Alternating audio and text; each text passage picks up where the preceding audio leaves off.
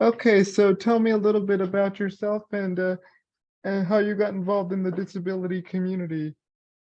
Yeah, absolutely. Well, thanks for having me, Laszlo. One of my very first jobs right outside of college, I was a camp counselor for people with disabilities in Anchorage, Alaska. Participating in planning activities with campers was such a fun job, and it really made an impact on me. Fast forward several years, I've been in this space for quite a long time. I've been a quality improvement specialist through public health, working in different programs like early intervention and meeting milestones with children.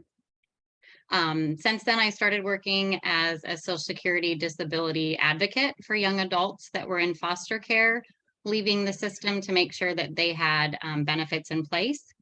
And I've spent a lot of my spare time volunteering for organizations, one specifically in my area called Opportunities Unlimited. And we help adults with disabilities strengthen their job skills in the community. So that was all before Partners for Housing. And I'm a busy mom with four kiddos and absolutely love what I do. hmm What got you motivated to work at Partners for Housing? What drove you to do that? Just helping families. I've always worked with families, and there's a big need for helping families navigate all of the different service systems. And so I really, really was interested in being able to advocate for those families. hmm Tell me a little bit about your work as a solutions coordinator. What's that about? Yeah. As a solutions coordinator, we work directly with families to help uncover benefits that they are entitled to. We help with the Section 8 process and have discussions about future housing by asking several questions. What does living outside the family home look like for their loved one? What benefits does their loved one need to live outside the family home? Who will they live with, and how will families afford it? So through our benefits and housing review, we assist families in maximizing those benefits so that a family can see what it will cost and what the vision of future housing looks like for their loved one.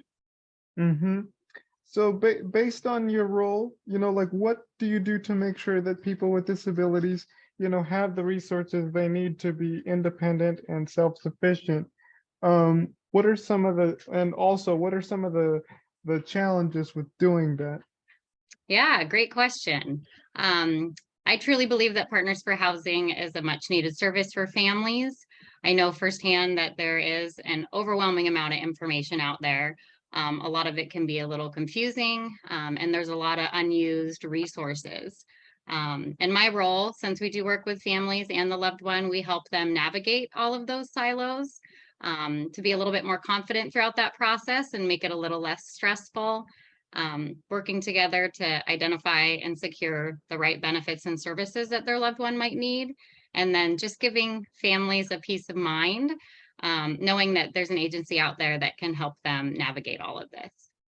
hmm what have you learned as a solutions coordinator? What sorts of things do you take away from your experience? Yes. Well, every situation's different. Every family's unique. So I've been a solutions coordinator for a little over a year now. I'm really impressed with the process that Pam has put into place to help families create well-defined housing solutions. She's built a really passionate and talented team, and we continue to grow, which is exciting. Last year, we actually did a film for our launch for free residential assessments that we are offering to families in Washington State. And I got to visit a few of the shared living homes that Partners for Housing helped create and meet some of the loved ones. So it was really neat to see them living in their own space with their roommates of their choice. And it was great to see all that in play. And they were all thriving in their own way, and you could really see how happy and fulfilled their lives were. Nice. Um, Lastly, how can we create an inclusive and welcoming environment for people with disabilities, from your own perspective? Yes. So I really believe in fostering a culture of respect, empathy, and sensitivity towards people with disabilities. That's really important. Focus on giving people choice, really person-centered, right? Be able to choose where they live and who they live with. Helping families and their loved one plan for future housing, making sure that they have choice in that, to make sure that it's person-centered, right? It can't be about the person without the person. So really ensuring that everyone feels valued and respected and heard is huge. Yep, it sure is.